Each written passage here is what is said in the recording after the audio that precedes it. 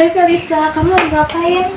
Ada Iis. Gini nih, kan aku lagi belajar coding ya. Cuma karena aku masih pemula dan banyak yang nggak ngerti, aku bingung nih. Terus mau nyewa tutor buat belajarin aku kan juga mahal. Kira-kira kamu punya solusi nggak ya? Aduh Felisa, ini tuh udah zaman now, kamu ketinggalan zaman banget sih. Jadi zaman sekarang itu banyak aplikasi coding untuk pemula yang bisa di-download di Play Store. Wah, lah emang iya. Iya, jadi nggak cuma ada di laptop, tapi juga banyak yang ada di HP. Dan aplikasi-aplikasi itu cocok banget buat pemula karena gratis. Oh, coba jelasin ke aku dong kalau gitu, jangan pelit. Oke deh, nanti aku jelasin ya. Oke. Sebelum itu, mari kita simak video berikut ini. Hai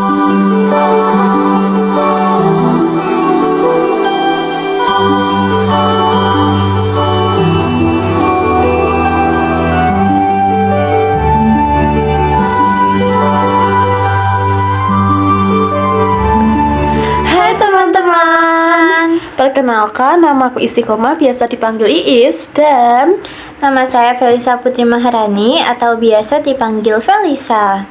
nah, kali ini kami akan bahas sesuatu yang menurut kita penting banget, apalagi buat anak jurusan Rekayasa Perangkat Lunak. Atau RPL. Nah, jujur aja nih ya, pas pertama kali kita masuk RPL, itu pasti mikir kan kayak coding tuh susah banget, ribet, dan laptopnya tuh harus spek yang tinggi. Padahal kenyataannya, belajar latihan coding itu nggak perlu laptop spek yang tinggi loh, padahal kita bisa lakuinnya di HP juga. Jadi nggak ada alasan lagi buat latihan coding harus punya laptop dengan spek yang tinggi. Nah, sekarang tuh juga udah ada banyak banget aplikasi gratis buat belajar coding yang tersedia di Android atau iOS. Jadi, ini tuh juga bener-bener cocok buat pemula kayak kita yang baru masuk jurusan RPL. Cocok untuk latihan di rumah, di sekolah, bahkan pas lagi santai di luar. Nah, di video kali ini kami akan kasih tahu ke kalian 5 aplikasi terbaik di HP yang gampang banget dipakai buat kita anak RPL yang lagi belajar dari nol. Nah, kita masuk ke aplikasi pertama yaitu namanya Solo Learn. Contoh aplikasinya seperti ini. Nah, kalau menurut aku pribadi, Solo Learn ini seperti buku digital buat anak RPL. Bedanya kan kalau buku biasa itu kan bikin ngantuk dan juga boring kan. Nah, tapi kalau untuk Solo Learn ini tuh interaktif. Nah, di dalam aplikasi Solo Learn ini, kamu bisa belajar banyak banget bahasa pemrograman. Misalnya Python, Java, C++, JavaScript, dan juga lain-lain. Jadi, kalau di sekolah kamu baru belajar dasar-dasar algoritma, kamu bisa langsung praktekinnya di aplikasi Solo Learn ini. Kenapa aku bilang Solo Learn itu cocok buat pemula? Karena cara ngajarinya itu step by step. Jadi, kayak ditemenin guru les privat. Kita juga langsung dikasih materi gampang, tapi mulai dari pengertian dasar, terus naik level sedikit-sedikit sampai kita paham. Selain itu, setiap selesai belajar, ada latihan soal yang bisa kita kerjain. Jadi nggak cuma teori doang, tapi kita dilatih buat mikir. Nah, dari situ kita jadi ngerti, oh ternyata codingan itu kayak gini ya cara kerjanya. Nah, kalau kamu anak RPL yang baru masuk dan masih bingung mulai mana belajar coding, Solo Learn ini menurut aku bisa jadi fondasi awal yang bagus banget buat belajar. Selanjutnya ada Mimo. Mimo ini aplikasi belajar harian yang ringan tapi konsisten. Di Mimo, materinya itu bentuknya pendek-pendek banget, mirip kayak kamu lagi scroll postingan di sosmed, tapi isinya tentang coding. Jadi, kamu nggak bakal ngerasa terbebani sama teori panjang. Yang aku suka, Mimo itu ngajak kita buat belajar coding dengan cara nyicil setiap hari. Jadi, meskipun kamu cuma punya waktu 10 menit, sebelum tidur itu udah cukup buat nambah ilmu baru. Buat anak RPL, kebiasaan ini penting banget. Karena di sekolah kita kan sering dikasih tugas coding. Nah, dengan latihan sedikit-sedikit tiap hari, pas ada tugas mendadak kamu jadi lebih siap. Menurut aku, kalau kamu tipe orang yang gampang males belajar tapi pengen tetap berkembang, Mimo ini cocok banget buat dicoba. Nah, untuk aplikasi yang ketiga yaitu ada yang namanya Grasshopper. Nah, ini tuh aplikasi buatan Google dan menurut aku Grasshopper itu unik banget. Kenapa? Karena Grasshopper ngajarin kita coding dengan cara main game. Jadi misal ada puzzle yang harus diselesain. Dan untuk nyelesain puzzle itu, kamu harus nulis kode sederhana. Dari situ, kamu belajar coding tanpa kerasa kayak belajar serius.